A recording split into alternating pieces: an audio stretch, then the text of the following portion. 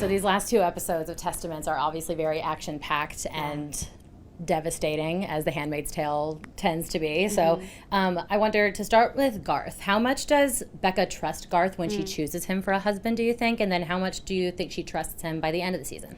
Well, I think at first she's not aware that Garth is a part of Mayday or has the same doubts that she has about this entire universe and everything they're supposed to be accustomed to.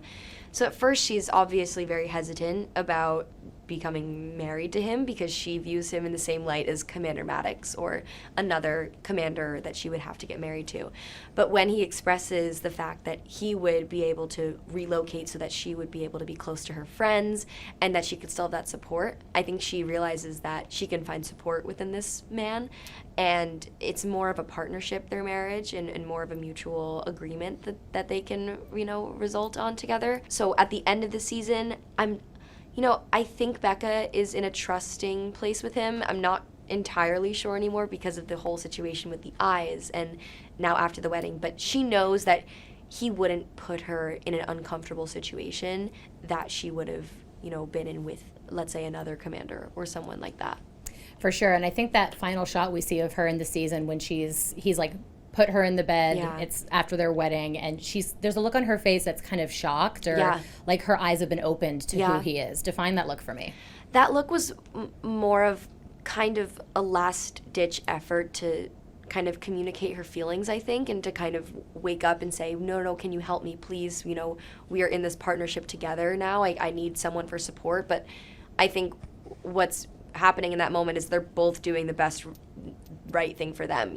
He's leaving her and letting her have a moment alone. Her whole world has just been rocked and changed in so many crazy ways. So Becca needs to be alone right now, and he recognizes that and is giving her the space, but she just needs some comfort, honestly, at that point. It's interesting that she doesn't know him very well, so of course, how would she know or be able to read at all what his intentions are by leaving her alone in the room? Right. I think it's a lot better than probably getting married to an older commander, because I don't think that would have been the case. I mean, you see the classic marriage carry as he carries her up the stairs, and the wife is laid out and the husband is carrying her, but that's not the case at all here. He's putting her away. He's putting her to rest, kind of. So I think she understands that there's this mutual agreement that this isn't going to be a normal marriage that you normally would see in Gilead, but it's going to be a marriage of support. Yeah, and she never really expected that to be possible, did she? No, never. And she always wanted her future to be surrounded by Agnes in some light or some capacity. So when he says that we can relocate so you're close to your friends, she's also aware of how Agnes feels for Garth. So there's a lot of similarities and connections that she can draw, that she can have Agnes still be close in her life while marrying Garth. It's kind of like a separate avenue for her to take to still remain close to her. Yeah, and speaking of Agnes, I wonder, did you ever make a decision personally about what you think Becca's sexuality is? Was it explicitly told to you what it is? Because, of course, she loves Agnes, but does that mean she only can feel romance for girls, or what is it? We had this conversation with our showrunner, Bruce Miller, and Becca she's always had feelings for Agnes since day one, since episode 1. She's had so much love for her in a romantic way and also in a very platonic way, too. She's her best friend at the end of the day. And, it's like when you're younger and you have this crazy spark and this crazy chemistry with someone, you never want to let them out of your sight, and you always want to be with them and you want to create more memories with them. And in a world where they're told that can't happen, it's kind of like we need to cling on to whatever we have right now and make those moments last. But for Becca, she's always been attracted to Agnes and has always wanted Agnes to be in her life. Yeah. And do you find that she has any level of connection just platonically with her friends at the school like she does with Agnes, or is it like Agnes is really kind of like her light in the dark in this world? I think in a world where they're not allowed to have best friends, that's the role of Agnes for her. That's the closest friend that she has, but she also has so much love for the other girls too, and it might not be as explicitly shown, but these girls are ride or dies for each other. They will literally do anything for each other, and they'll be there for one another and support each other. She even finds that within Daisy when she has that confession moment with her at the ball. She's able to find a community within her. She has a support system through Shunammite who sticks up for her with Jehoshaphat. So these girls, they would do anything for each other, but they're not allowed to, which is interesting how that connection and that power is still able to find light. And how does she feel about Daisy at the end? Because, of course, she was, like, arrested before she could find out Daisy's, like, full involvement in trying to help these girls. Yeah. When she finds out what Daisy said about her father, she's so angry and just furious, because that is not a light allegation that you just throw around, especially in Gilead. That punishment is very severe, and it most likely results in death. So especially from Daisy, who's getting closer with Agnes, there's a lot of jealousy and envy and anger already there on that level. So it's easy for her to take out her frustration on Daisy. I think towards the end of the season, Daisy isn't even, she thinks she does this divine act of justice for Agnes, and she thinks that is such a powerful moment that Agnes will probably choose her more over hanging out with Daisy more. So I don't think Daisy is necessarily in the forefront of her mind. But I still think there's some unresolved tension within there. Yeah, for sure. And if you were to get a season 2, what do you imagine for them? Like, I imagine first time they see each other is not going to go well. Yeah, I don't know. If we have a season 2, I hope that they can kind of resolve what's happening. I mean, Becca knows that Daisy lied about Dr. Grove touching her. He said at the dinner table that he never laid a finger on that Pearl girl, which is him silently saying that I still did commit the other crimes, unfortunately. So I don't know what that interaction would look like. And I can't imagine that Becca is necessarily too warm to Daisy yet, but yeah, we'd have to see. It's really complicated because Daisy lied about what happened to her. Right. But it was to expose the truth about the other girls. Exactly. It's a really tough situation. It's coming from good intent, but yeah, it wasn't an allegation that should be thrown around lightly in that scenario. Yeah, and of course, I mean, like, Becca and her mom are the people who suffer the most consequences for that. Which is so telling in that world of Gilead, that the women are the ones bearing the most punishment for the ones that the men are committed. Yeah, that scene with the aunts in Becca's house when she is back with her mom for 24 hours. It's what is Becca thinking when she realizes that her mom is choosing to die for her? Oh my gosh. I mean, everything has changed for her already. Her father is gone. She doesn't respect her father in the same manner that she did before. She was kind of betrayed by Agnes and her family. There's a ton going on, and the last person that she has as a support system is her mother. But it just goes to show her mother's undying, unconditional love for her. I remember that was my last scene that I filmed. That's when I wrapped that season with that scene. Heavy scene. It was a very heavy scene, and we shot that for a long few hours. But it was an emotional day, and I was getting truly worked up because I was so sad my time was ending on that season. But it was a crazy scene. A lot of that scene is unspoken, like between. Yeah. It's a lot of unspoken looks between the mother and daughter. What did you and your co-star talk about in terms of how you wanted, what you wanted to evoke? Yeah, Kate, who plays my mother, she's incredible. She was telling me she was thinking about her daughter the whole time and how horrible this entire situation would be. But luckily, we were in that circle and we were literally connected. We were all holding hands. And it's just everybody looking at each other, and the silence is so loud, and there's so much at stake that you truly get into it while you're filming. And we were all genuinely very emotional while we were filming that scene because it was such a heavy thing we were all discussing. And it was also a lot of people's last days too, so a lot of emotions were high. But yeah, it was a very intense day. Yeah, and what did she think about Aunt Lydia and Aunt Vidala in that moment? I think she, being a young schoolgirl, she still is a bit not, intimidated by their presence still. She still has to answer to them. They're her aunts, they're her teachers. But I think she understands what they're trying to get her out of and the situation that they're dealing with here. They're protecting her, they're saving her. And she knows that they're looking out for her in this situation. So it's hard. She can't really be mad at them for casting this onto her mother, but it's like Becca doesn't know how to feel. Her mother is now being condemned, and now the aunts are sticking by her side when that's not necessarily also allowed in Gilead. There's a ton of unspoken chemistry happening in this weird little circle that we all have at this table. A ton of tension. Yeah. And what do you think, how do you think this would change Becca, her mother's choice? How would that change her moving forward? I think her world is completely changed. She doesn't have her whole family is gone, and the only person that she would run to for comfort or support would be Agnes, which can't be the case now because she has to get married and her new life now has to start. And she doesn't necessarily know where her relationship stands with Agnes now that Agnes knows the crime that she's committed. She doesn't know if Agnes could rat her out more, could tell others about what Becca did. So yeah, I think she's just very confused and just very alone. Do you think she's inspired by what her mom did? I think so.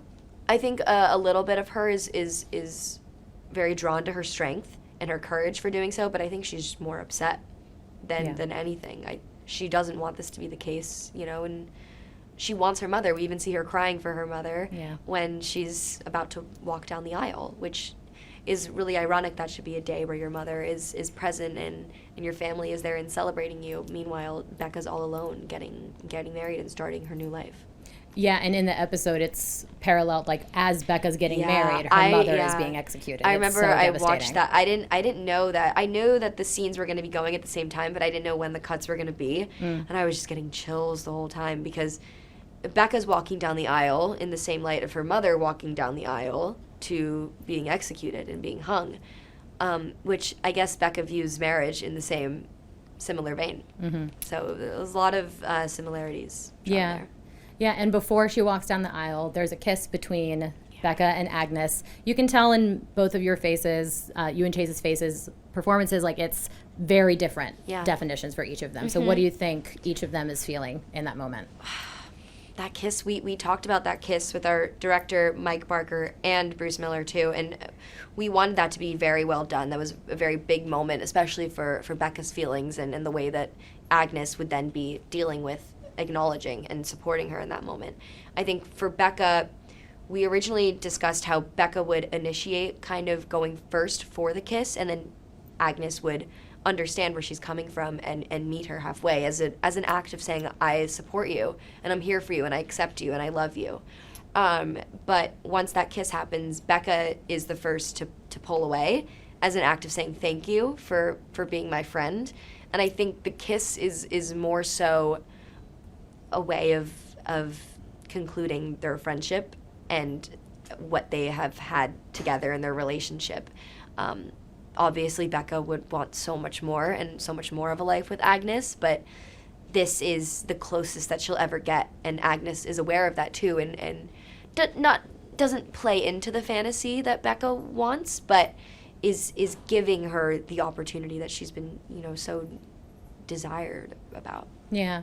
Do you and Chase think that Agnes could tell that Becca had feelings for her? I think in that moment, yeah. What about earlier in the season? I think Agnes always knew that Becca and her had a very special connection. I don't think she was ever aware Becca was romantically attracted to Agnes in any way. I think that she just knew that they were best friends and they had a connection that was stronger than anyone else's friendship connection. So I think in the moment of the wedding, when Becca says the line, I know because you're here, she's aware, and she kind of has this aha moment where, oh, Becca has been feeling this way about me, and she's about to get married, and there's nothing else for her to lose. Her father is dead, her mother's dead, she's getting married. There's no getting out of this. This is not what Becca wanted. There's nothing more to lose here, so this is just, we'll just let this happen. This will be our secret. Interesting that Agnes kind of clocks it before the kiss happens. Yeah. Yeah. Mm-hmm. Yeah, it's a way of just, creating that community and that space for her, which is what Becca needs right now. Yeah. And I don't think Agnes would judge her for being, Gilead would call her a gender traitor, but I don't think Agnes would. That's also the other thing that I found is that I don't feel like any of Becca's friends would judge her or would conform to a Gilead punishment of being a gender traitor in any way. I think they would support her and they would be there for her. It's just who has the courage to say that and who has the courage to come out and be honest about the way that they feel and how they would support one another. It's very hard to do so in such an oppressive regime. Yeah, and do you think that progressiveness would expand beyond just their friends, or is it like, I'm not sure. I'd support Becca? I think that's a good point. I'm not sure. I think because they have that basis of friendship, I think it may just be a case-specific thing with Becca. But these girls, we follow this group of young adolescent women that are constantly changing and adapting and questioning so many things. So who knows if they all genuinely believe what they're being taught and preached, or if they're just playing the game and they want to win and they want to get the best commander possible because that's what they've been taught is the level of success that they should be striving and achieving for. There's really no way to know. Yeah, and maybe like their perspective on that would have been different had the events of this season not happened. Exactly. Yeah. Yeah. And what was it like to have Margaret Atwood in the cameo for this my finale? gosh, Literally your jailer. I know. I was like, oh my gosh, Margaret Atwood's in the scene with me. It was crazy. I'm obviously a very big Margaret Atwood fan, and we're in her universe. We're in her world. So getting the pleasure I met her first on set before, but getting the opportunity to meet her was crazy. She is such an intelligent woman, and she knows what she's talking about. So I hope that she likes the performance that I'm putting on for the character that she created. But she's also a great actress. She was really good as a prison matron. She was very aggressive, I was kind of scared of her a little bit, but I had really great conversations with her off camera, and she's a lovely woman. Yeah, and do you think with Becka, do you think she ever sensed anything going wrong with her dad? Do you think her mom ever sensed anything like that? No. That's what's so frightening about Randall, who plays my father, his character. He is such, on the exterior, a sweet, genuine, low-profile guy that you would never suspect anything would be going wrong with the way he's dealing with these women, which is so unfortunate, and that's how he was able to capture so many of these young girls. Becka is different in the sense that she doesn't come from a family that has high status. Her father's not a high status commander like Shunammite's father or Becca's father, Agnes's father. So there's this level of informality while she's at the house, where she's able to find support to kind of lay off steam from her day and just talk freely and have that support system. She even says that her parents let her pick her husband, which is not normal. That doesn't happen in Gilead. So there is this love and this support in her family, which is so unfortunate given what her father does. Yeah, and the moment in the penultimate episode when Agnes tells Becka what her father did, how she rejects it at first. She can't believe it, but she seems to believe Agnes pretty quickly after that. She knows. Well, she has so much love for Agnes. Agnes's word that's Bible. Mm-hmm. That is the truth. She trusts Agnes with all her heart. At first, when Daisy says something, there's already that jealousy that I was saying before, that she doesn't necessarily believe Daisy when she says it, which obviously we know is not true what Daisy says, but that's why she's angry at first, and she's able to take that out on Daisy. But when Agnes says it, I remember shooting that scene. That was such an emotional day. Chase and I got we were very invested, and we got genuinely very sad in that scene, because it's such a hard scene to shoot and to discuss.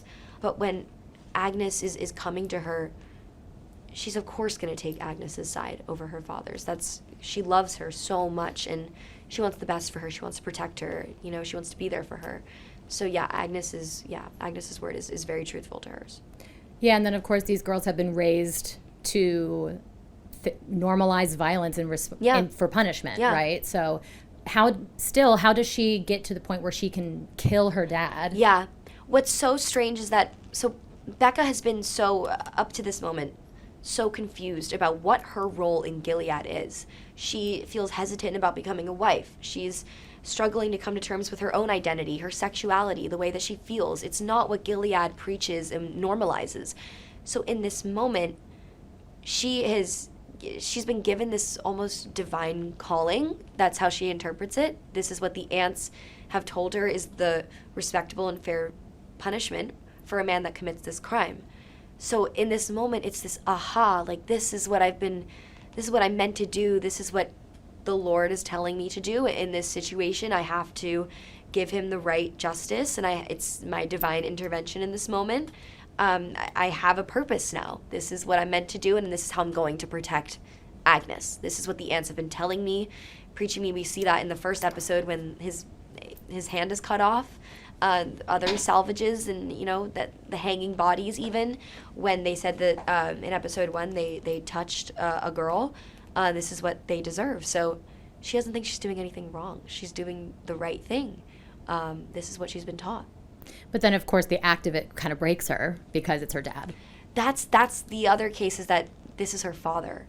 I think, though, in the world of Gilead, And especially with her relationship with Agnes, that takes precedence over her relationship with her father at this point. And I think that's what makes that last cherry on top and pushes that snowball over the mountain and makes her move forward with this. Yeah, and then to wrap up, the opening scene of this show said that these girls were destined to change history. So we're kind of seeing a flashback, right? And of course, Agnes is narrating the whole thing. Do you think that after this, do you think that Becka has what it takes to rebel against Gilead and join Mayday? Oh, I definitely think she does. I think she's a very strong woman. I think she just needs to find that inner strength and inner acceptance within herself. And then I think she could be able to take over a rebellion. And I mean, she doesn't know it yet, but she's got quite a partner in Garth in that regard. She does. And I think that if they were able to sit down and be like, hey, how are you feeling about this whole situation here? And they really connected and bonded. I think a lot of great things could happen. Yeah. And then with Daisy and Agnes too. We'll see. We'll see.